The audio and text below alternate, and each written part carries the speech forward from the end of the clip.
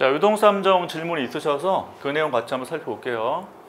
자, 일단 유동삼정 그림을 그릴 때 두 개 그림이 나오는 거 기억나시죠? 요거는 ISLN 곡선. 그 다음에 또 하나 뭐예요? 그림 두 개 나오잖아요. ISLN 많이 쓰는 거고, 가장 기본은 화폐시장 그림. 화폐시장. 화폐시장 그려볼게요.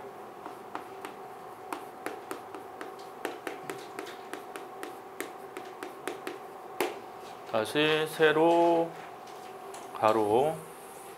세로는 이자율 무슨 금리였어요? 화폐시장. 명목금리, 화폐시장은 명목금리로 표시합니다. 표기는 I 하셔도 되고 R 하셔도 돼요. 근데 보통 이제 명목금리는 I로 많이 표기하거든요. 왜냐하면 실질은 R로 쓰는 게 영어로 리얼 인터레스트 레이트 이렇게 하기 때문에 R로 많이 표기하고, 대신 본인이 R로 쓰겠다, I로 쓰겠다 해놓고 가로해 놓고 이게 명목금리다, 명목 이자율이다 이렇게 표기하시면 될 것 같고, 그 다음에 화폐수요선 어떻게 돼요? 금리와 무슨 관계? 역관계. 다시 금리가 올라갔을 때 일단 무조건 우하향 그린 게 아니라 왜 우하향 되는지를 설명을 꼭 해주셔야 돼. 논술답안 쓸 때. 그래서 금리가 올라가서 이자율이 올라갈수록 화폐 보유에 따른 기회비용이 증가해 감소해요. 증가하니까 화폐 보유는 화폐 수요는 감소한다고 말씀드렸죠. 그래서 금리가 내려갈 땐 반대로 화폐 보유에 따른 기회비용이 감소함으로 화폐 수요는 어떻게 되고? 증가하고 쭉 내려가잖아요. 그렇죠? 증가하고, 그리고 금리가 매우 낮은 시점, 이 낮은 시점이 나라마다 다르다고요. 나라마다. 그래서 우리나라 같은 경우는 보통 화폐금 이제 금리가 지금 몇 프로예요? 2.5%죠. 2.5%? 높은 편, 낮은 편? 과거랑 비교할 때는 좀 낮은 편에 속하잖아요. 예전과 비교할 때는. 근데 뭐 브라질, 인도 이런 나라들은 금리가 높단 말이에요. 거기 뭐 20% 이렇게 한다면 10%만 돼도 낮은 편이다라고 인식하는 거고, 한국은 2.5니까 예전과 비교할 때 역시 낮은 편인 거고. 그러니까 다 기준점이 다르기 때문에 그거를 이제 서술할 때 좀 쓸 필요도 있는데, 기본적으로 일단 표기할 때는 뭐 위치가 어디가 중요한 게 아니라 일단 사람들이 인식하는 최저금리를 잡아주시면 된다고. 그리고 최저금리를 한 다음에 여기서 또 뭐 한다? 금리가 더 이상 안 떨어지고 앞으로 오를 것이다 라고 예측한다 말씀드렸죠. 그래서 앞에 오를 것이다 라는 걸 다시 같은 말로 채권 가격은 하락을 할 것이다. 그러면 채권 화폐 둘 중에 하나 선택해요. 주식은 들어가 안 들어가요? 안 들어가요. 그 이제 케인즈가 만든 모형이기 때문에 그래요. 케인즈 만들었을 때 채권이냐 화폐냐, 양자택일이라는 거예요. 채권이냐 화폐냐. 양자택일은 포트폴리오 이론에 맞아요, 틀려요? 포트폴리오는 채권도 보유하고 화폐도 보유하는 거잖아요. 그 보유 비중을 바꾸는 거고, 대신 양자택일은 둘 중에 하나만 가져가는 거고. 그래서 금리가 매우 내려가면 앞으로 채권 가격은 금리 상승으로 떨어질 것이다 예측되니까 사람들 뭐 한다? 화폐만 보유한다. 그래서 화폐 수요는 뭐 하는데? 무한대 된다 라고 말씀드렸죠. 이게 화폐 수요. 화폐 수요 곡선. 보통 화폐 수요는 표기 어떻게 한다고 했어요? L, 영어로 리퀴디티, 뭐와 뭐의 함수? 소득과 이자율의 함수. 이렇게. 다시 여기 화폐 수요 곡선 형태. 그러면 이자율이 변하면, 다시 이자율이 변하면 화폐 수요 움직여 안 움직여요? 안 움직이죠? 이자율이 독립변수니까. 그래서 이자율이 변하면 선상 이동이에요. 소득이 변하면 이제 화폐 수요 곡선이 움직인다고요. 그래서 소득이 증가하면 화폐 수요 곡선이 어떻게 한다? 우측으로 이동. 소득 감소하면 화폐 수요 곡선이 좌측으로 이동. 이렇게 표현하는 거죠. 아시겠죠? 그리고 화폐 공급은 수직 P분의 MS. 이렇게. 그래서 교차점에서 금리가 결정이 되고 화폐 거래가 결정된다. 이렇게 설명하죠. 그래서 요거 가지고 뭐 도출해요? LN 곡선을 우선한다고. 요 그림을 가지고. 근데 이제 저희가 논술 쓸 때는 요거 필요 있다 없다?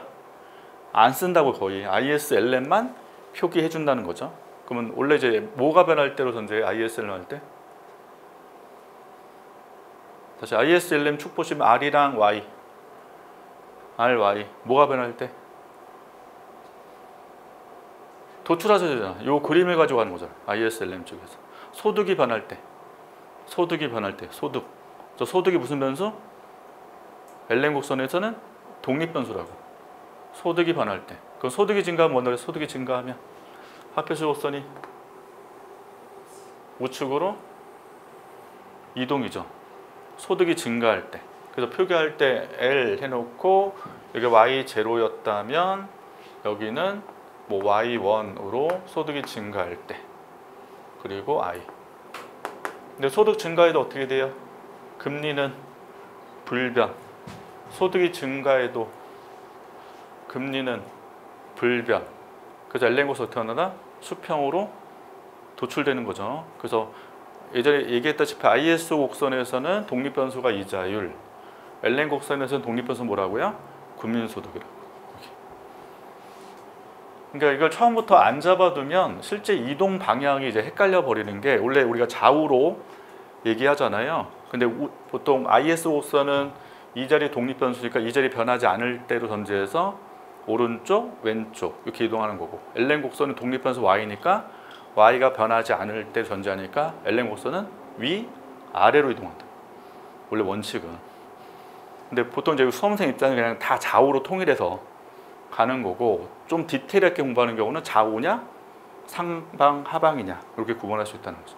자, 일단 이렇게 도출했고, 대신 이제 표기할 때 LN 곡선 수평 구간이 어디냐 이건데, 보통 이렇게 이제 그리는 경우 있잖아요. 이렇게. 그럼 금리가 몇 퍼센트를 전제해요? 금리가 0%를 전제하는 거죠. 그러니까 이런 경우 대표 케이스가 일본이라고. 일본은 거의 0%까지 떨어진 거 아니에요? 0%까지 떨어졌고, 예전에 유럽 같은 경우는 마이너스 금리 준 적이 있었거든요. 유럽 같은 경우. 이렇게. 그럼 마이너스 금리면 어떻게 돼요? 극단적으로 은행에다 돈을 맡기면 이자는 받을 수 없고 오히려 보관료를 내셔야 되는 거죠. 은행 쪽에다. 그럼 은행에다 예금해야 안 해요? 예금을 안 하는 거죠. 그래서 마이너스 금리가 되면 오히려 예금을 사람들이 기피하기 시작하니까 시중에 돈이 더 풀리도록 하는 효과가 마이너스 금리 효과였다는 거죠. 사람들이 돈을 쓰도록 하는 효과였죠. 예금 안 하게끔 하는 거. 그래서 여기로 잡으셔도 되고, 요거 잡으려면 이제 그 서술 구성에서 현재 금리가 0%일 때 0%일 때 유동성이 발생한다라고 하면 여기를 기준 잡으시면 되는 거고, 그다음에 이렇게 잡는 경우는 R0가 최저금리로 인식을 했을 때는 일로 잡으셔도 되고, 그러니까 둘 다 맞아요. 상관없어요. 대신 이제 서술 구성에서 써주셔야 된다는 거죠. 그래서 0%가 최저금리다 하면 LN 곡선 0에서 수평 그려주시면 되고, 아니야 나는 R0로 할 거야, 여기 최저금리 잡으시면 여기서 수평으로 잡으셔도 되고, 둘 다 맞아요. 서술만 저렇게 써주시면 된다는 거죠. 그럼 이제 오른쪽 거는 네. 그러니까 뭐 R0에서 이제 금리가 지금 뭐 0%에 수렴하는 상황이다. 아니, 여기서 사람들은 더 이상 금리가 내려가지 않을 것이다라고 예측한다는 거죠. 그렇게 써요? 예, 예. 그게 사회 전체로 형성된 거예요. 금리에 대한 인식이. 그러니까 만약 우리나라 금리가 지금 2%라고 해볼게요. 2%가 더 내려갈까? 이거죠. 그럼 근데 2% 자체에서 1% 내려가봤자 별 의미가 없지 않을까요?